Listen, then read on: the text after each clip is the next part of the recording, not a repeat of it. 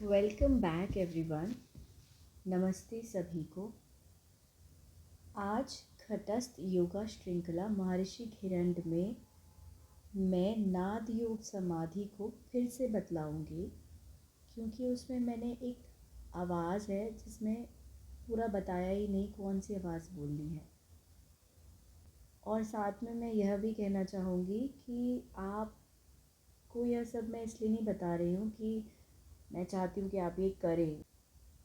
मैं इसलिए बता रही हूँ ताकि अगर आप भी किसी आध्यात्मिक अनुभव से गुज़र रहे हैं, आप भी रिलेट कर पाएँ। अगर आपको सीखना है तो आपको किसी के मार्गदर्शन में ही सीखना पड़ेगा।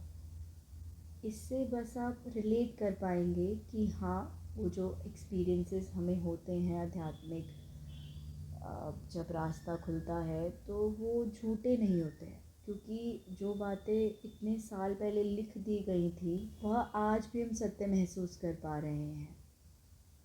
तो शुरू करते हैं आज नाद योग समाधि के बारे में एक बार फिर से। नाद योग समाधि के लिए भ्रामरी प्राणायाम करना है, लेकिन कानों को तर्जनी उंगली से बंद करना है और धीरे धीरे श्वास लेनी है अंदर और रोकनी है।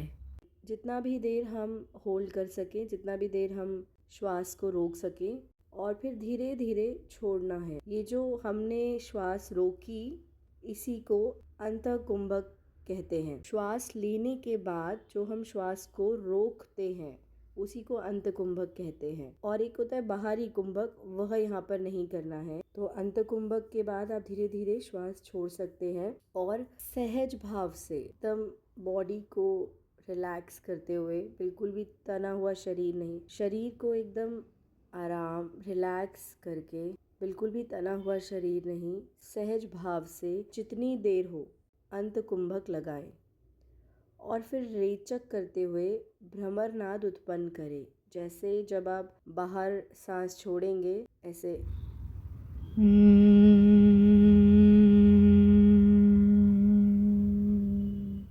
इस नाद पर अपना ध्यान केंद्रित करना है। आंखें बंद करते हुए भ्रामरी प्राणायाम में की अवस्था में बाहर श्वास छोड़ते वक्त ऐसे नाद उत्पन्न करना है और इस नाद पर अपना ध्यान केंद्रित करना है। और इस नाद पर ध्यान केंद्रित करते करते और सभी प्रकार के स्थूल बुद्धि, भावना और विचारों को, सभी प्रक्रियाओं को भूलकर नाद में स्वयं को केंद्रित करना है। और यह नाद पूरे व्यक्तित्व में बस जाता है और सोहम ध्वनि का ज्ञान होता है। और इस नाद पर जब हम अपना ध्यान केंद्रित करते हैं तो अंत में हम समाधिष्ठ हो जाते हैं, और इसी को नाद योग समाधि बतलाया गया है। तो चलिए अब दूसरे तरह की समाधि, रसानंद समाधि को समझते हैं, जिसमें खेचरी मुद्रा का अभ्यास आपको पहले से होना चाहिए। खेचरी मुद्रा लगाने से जीभ ब्रह्मारंध्र में पहुंचती है और वहाँ पर जो नाड़ियों के छोर हैं वहाँ पर स्पंदन होती है, वाइब्रेशंस होती हैं, और इस स्पंदना और उत्तेजना से, शस्त्रार से अमृत बूंद स्त्रवित होती हैं और इस अमृत बूंद को हमारी जीभ ग्रहण करती है और यह जो रस की अनुभूति होती है परम आनंदमयी होती है। और इस रस को ग्रहण करने की वजह से ही इस तरह की समाधि को रसानंद समाधि बतलाया गया है। यहाँ तक सुनने के लिए आप सभी का बहुत धन्यवाद। अब कल जारी रखेंगे लय सिद्ध समाधि के बारे में।